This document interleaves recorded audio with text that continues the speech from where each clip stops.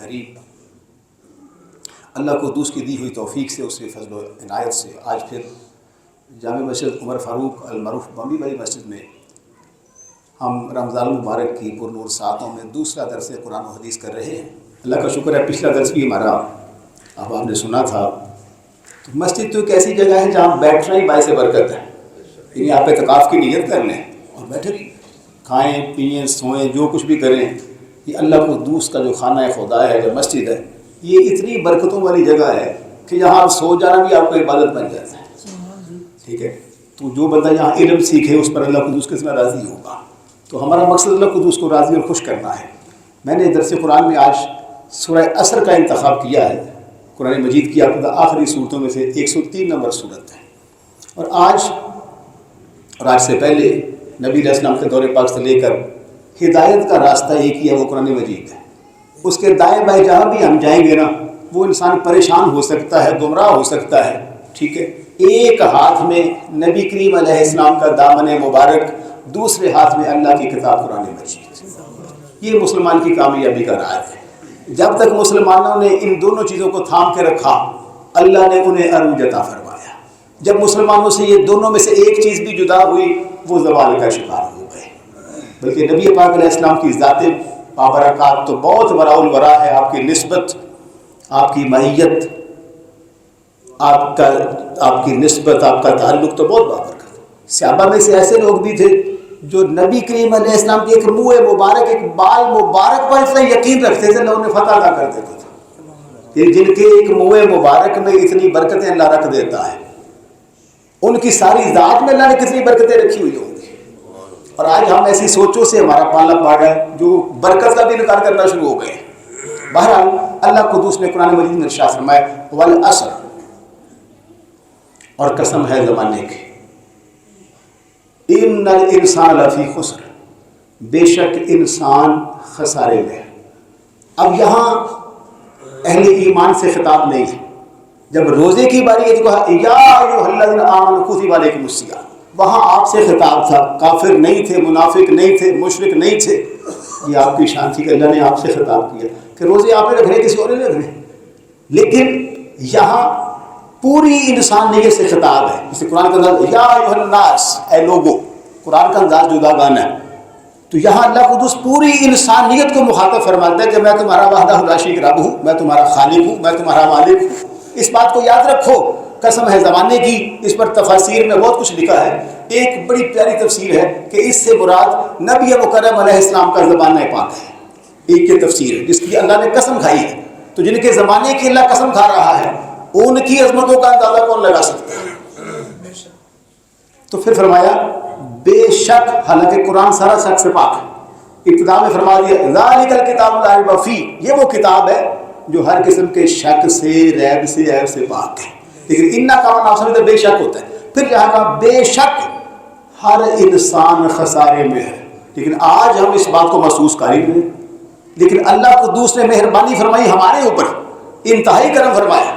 پہلے کہا ہر انسان خسارے میں ہے، بعد میں کہا الا الذین آمنوا، مگر جو لوگ ایمان لے آئے۔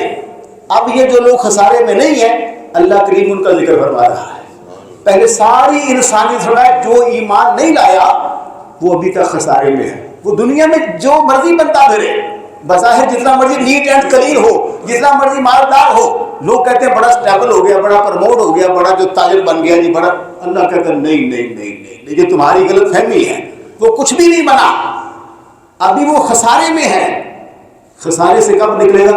الا الذین آمنوا، جب وہ ایمان لے کر آئے گا۔ اور ایمان کا ایک سلیبس ہے، ایمان باللہ، ایمان بالرسالت، ایمان بالملائکہ، ایمان بالکتب، ایمان بالآخرت۔ ان پر سب پر تفصیلی بات کرنے کی ضرورت ہے۔ یعنی ہم نے تو یہ کہ پتہ نہیں کلمہ کبھی پڑھا بھی ہے نہیں پڑھا، کوئی بات چل رہی۔ بہت سارے لوگ دین سے نان سیریس ہو گئے، ایسے حالات، کبھی مہنگائی کا زوال ہے، کبھی سوشل میڈیا کے معاملات ہے، پہلے وہ جناب کیبل تھی، پھر ڈش تھی، سب معاملے ہمیں دین سے ہٹانے کے لیے جدت کی صورت میں آتے چلے جا رہے ہیں۔ لیکن کمال یہ ہے کہ ہمارے ہاتھ سے دامن مصطفیٰ نہ چھٹ جائے، ٹھیک ہے؟ جتنی مرضی آندھی آتی رہے، مہنگائی کی آئے، طوفان آئے، جو کچھ بھی آئے، کمال یہ ہے کہ نبی علیہ السلام کا دامن ہاتھ سے چھوٹ نہ جائے۔ اگر وہ چھوٹ گیا تو ہم رسوا ہو جائیں گے، یہاں بھی اور وہاں بھی۔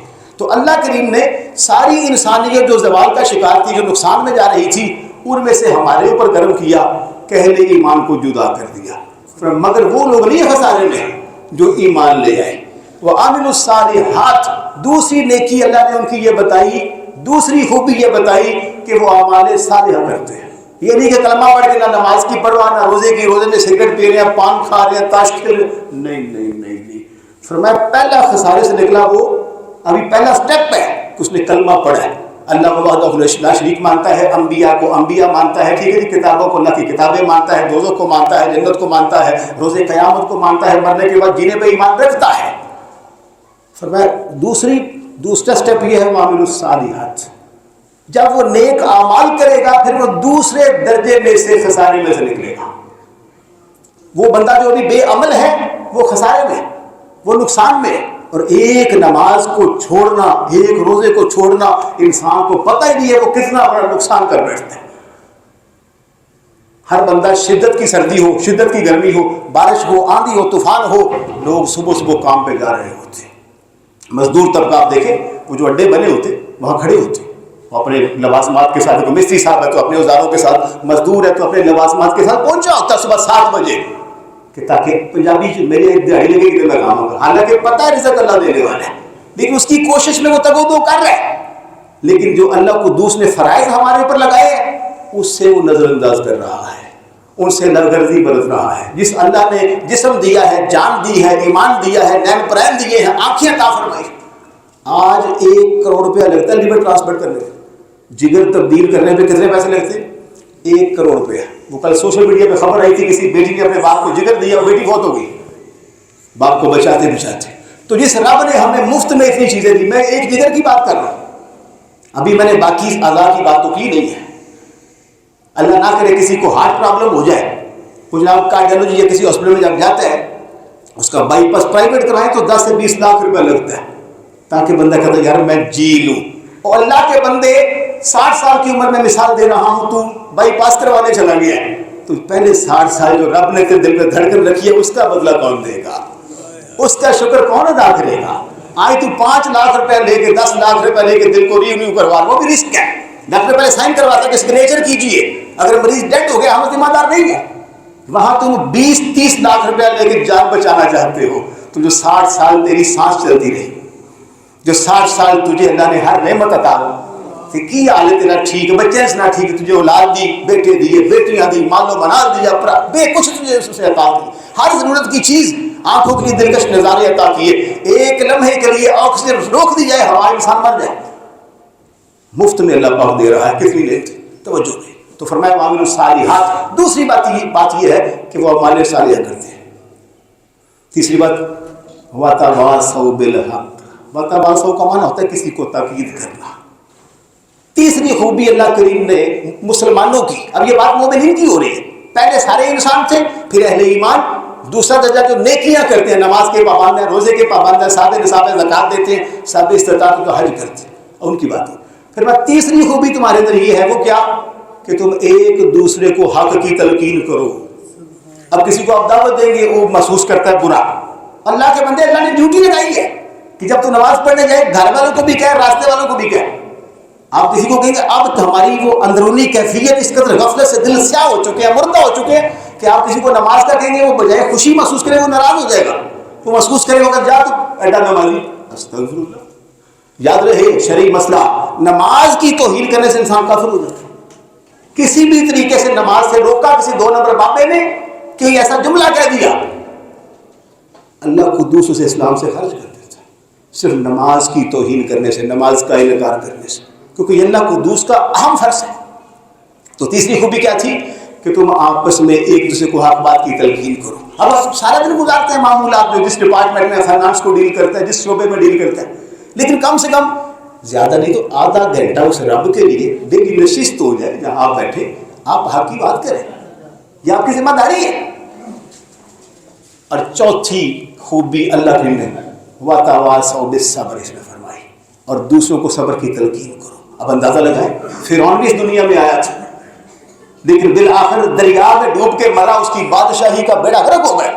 نمرود بھی اس دنیا میں آیا تھا، ابراہیم علیہ السلام صاحب بڑی اس نے اذیتیں دی آپ کو، کبھی منجنیق میں آگ میں ڈالا, کبھی کچھ کیا, لیکن رب قدوس جب جلال میں آیا تو ایک مچھر اس کے دماغ میں داخل کر کے اس کو موت دے دی کہ یہ تیری بادشاہی ہے, یہ تیری نمرودیت ہے, اس بات کا تو بادشاہ ہے. لیکن اللہ نے کسی نبی کو, کسی صحابی کو, کسی رسول کو, اہل بیت اطہار کو, کسی ولی کو کبھی ایسی موت نہیں عطا فرمائی. ان کو موت بھی عطا کرتا ہے تو شان ولی عطا کرتا ہے. پتہ چلا نمرود کا راستہ اور ہے, فرعون کا راستہ اور ہے, موسیٰ, عیسیٰ, محمد عربی علیہ السلام کا راستہ اور ہے. اس لیے جینا ایک وہ ہے جو کافر کفر کا جینا ہے, ایک وہ جینا ہے جو یہود و نصارہ کا جینا ہے. اس کا ہمیں کیا فائدہ ہے؟ ہماری زندگی وہ ہے جو ایمان والی زندگی ہے. اقبال کہتا ہے یہ راز کسی کو نہیں معلوم کہ مومن کاری نظر آتا ہے حقیقت میں کوئی. کہتا تجھے پتہ ہی نہیں تجھے اللہ نے کیا مقام اور مرتبہ عطا کرتی, اس راز سے ابھی تک واقف ہی نہیں ہے. تو برادران مکرم, پہلی بات صاحب ایمان ہونا. اب ہم نے کبھی کوشش کی نہیں کہ اب صاحب ایمان بن جائے.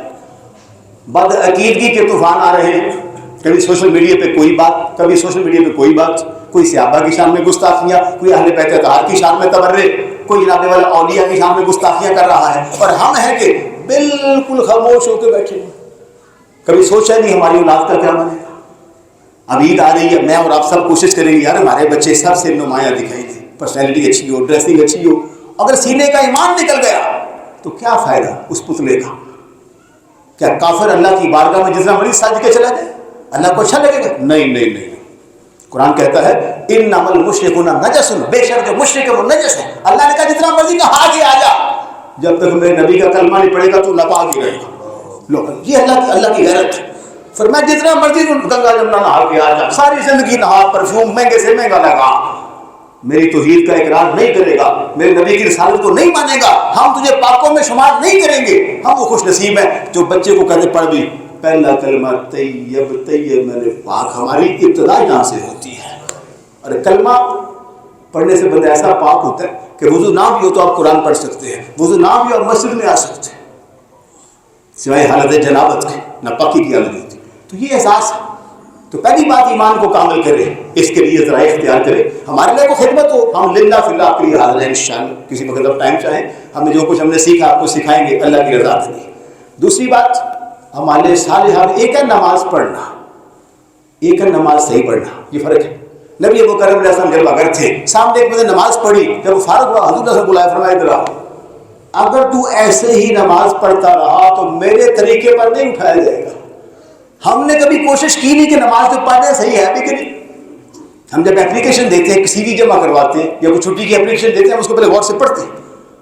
بعض اوقات ہم سینئر سے پڑھا لیتے ہیں کہ یار یہ دیکھو میں نے باس کو جمع کرانی ہے. کیا ہمیں کبھی خیال آیا کہ نماز کسی حافظ قرآن کو سنانے غلط تو نہیں پڑھ رہے؟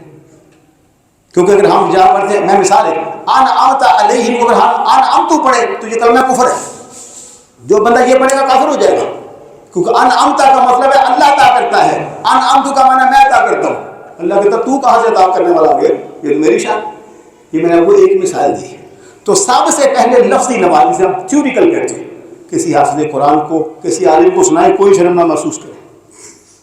اس کے بعد نماز پڑھنے کا طریقہ کیا ہے. ایک ہے وہ فرض جو فجر میں ہوتے ہیں 2, یا ظہر اثر میں, عشاء میں 4 اور مغرب میں تھے, وہ نہیں. ہر نماز کے اپنے فرائض ہوتے ہیں, ہر نماز کے اپنے واجبات ہوتے ہیں, ہر نماز کی اپنی سنتیں ہوتی ہیں, ہر نماز کے اپنے مکروہات ہوتے ہیں, ہر نماز کی اپنے مفسدات ہوتی ہیں. یہ سارے علماء 8 سال کیا کرتے ہیں؟